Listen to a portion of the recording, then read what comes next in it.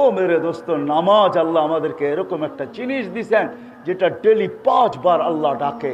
হায় হায়, আমি কিভাবে বুঝাবো, আমি কিভাবে বুঝাবো? সম্মানের মালা নিয়ে ডাকে।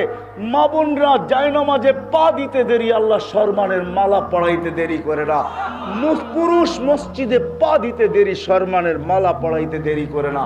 আমি হাদিস দিতেছি, আল মাসাজিদু বাইতি মান যারা বাইতি ওয়াজাবা আলাল মাসুর আইয়ুকরিমা যায়ের ইন্নাল মাসাজিদা লিল্লাহ।